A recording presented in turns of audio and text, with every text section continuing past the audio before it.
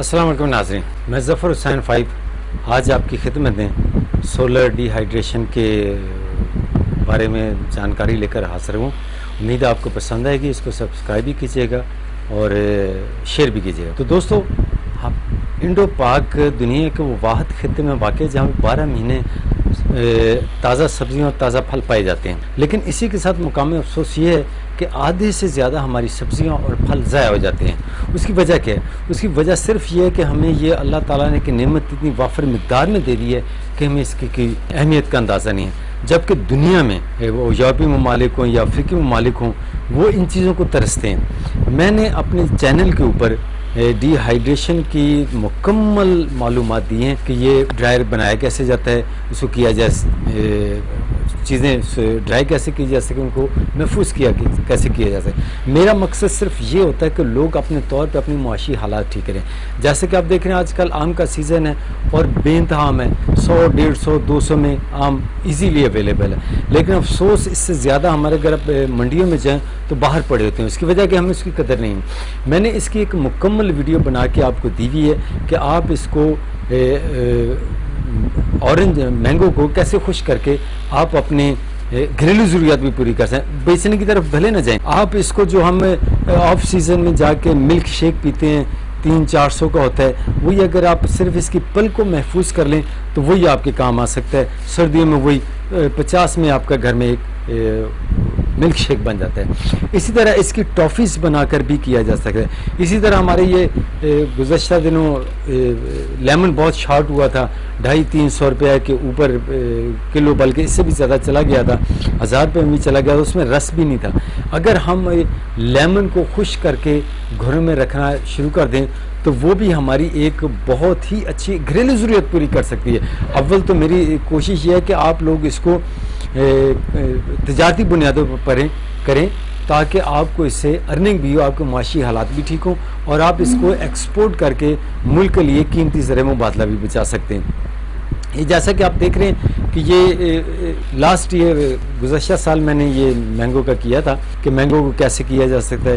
یہ آپ دیکھ رہے ہیں، اس کو اچھی طرح دھونے کے بعد چھیل لیا جاتا ہے، چھیلنے کے بعد اس کو کاٹا جاتا ہے، کاٹنے کے بعد اس کو سولر ڈرائی میں رکھ دیا جاتا ہے، 2 دنوں میں یہ خشک ہو جاتا ہے۔ اس کو ٹافی بھی بنائی جا سکتی ہے اور اس کو پلپ پہ اس کی بنا کے اس کو شیک کر کے ایک اس میں جیسا میں بھی آپ کو دکھاتا ہوں کر دیا جاتا ہے۔ کہنے کا مقصد صرف یہ ہے کہ مجھے افسوس ہوتا ہے کہ اتنی معلومات دینے کے باوجود مجھ سے رابطے بہت کرتے ہیں لوگ، اور وہ یہ بھی پوچھتے ہیں یہ کیسے بنائے ہوں، کہ مکمل ڈیزائننگ بھی میں دے دیتا ہوں، بلکہ میرے کئی دوست مجھ سے اسے ناراض بھی رہتے ہیں، یار آپ ٹیکنالوجی فری میں دے رہے ہیں۔ میں کہا میں فری میں نہیں دے رہا، یہ میرے ملک کا زر مبادلہ بچانے کے لیے لوگ ہیں جو مجھ سے رابطہ کرتے ہیں۔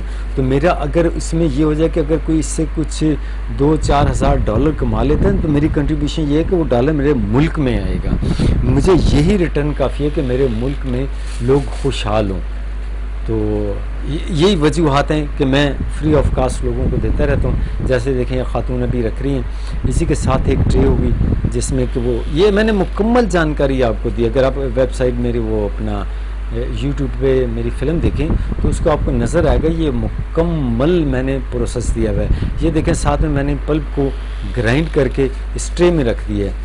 یہ ٹرے بھی اسی تقریباً ٹائم میں خشک ہو جاتی ہے، اس کو بعد میں کاٹ لیا جاتا ہے، کاٹنے کے بعد اس کو آپ محفوظ کر لیں۔ یہ آرگینک ہے، اس میں کسی کا کیمیکل رکھنے کی آپ کو ضرورت نہیں ہے۔ تو ناظرین، میرے وہ دوست جو مجھ سے رابطہ کرتے ہیں، کراچی سے بھی کیا، مجھ سے کوئٹہ سے بھی کیا اور کافی شمالی علاقے جا سکتے ہیں، لیکن افسوس انہوں نے ابھی تک عملی کام نہیں کیوں؟ ان کی آ کے تان وہاں پہ ٹوٹ جاتی کہ سرکار ہمیں کیا دے گی۔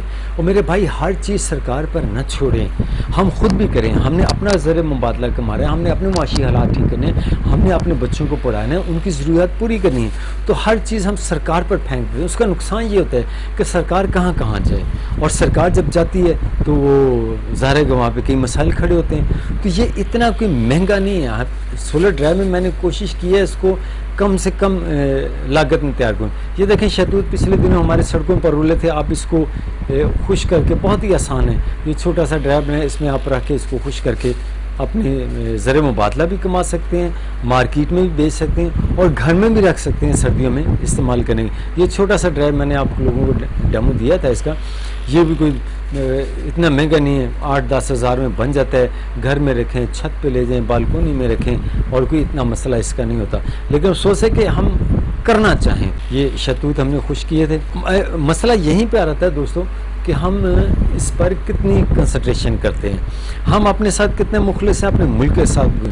جب ہم اپنے ساتھ مخلص ہوں گے، اپنے بچوں کے ساتھ مخلص ہوں گے، تو یقینی طور پر اس کا فائدہ ملک و قوم کو ہوتا ہے، کیونکہ صرف آپ بچوں کا رزق نہیں کما رہے، اس سے آپ جو ملک حکومت کے اوپر دباؤ ہوتا ہے اس کو بھی کم کرتے ہیں، اور جو مہنگائی ہوتی ہے اس کو بھی ہم تھوڑا بہت کور کر لیتے ہیں۔ تو یہ ریاست کے ساتھ بھی ہوتا ہے، حکومت کے ساتھ بھی ہوتا ہے، ملک کے ساتھ بھی تعاون ہوتا ہے۔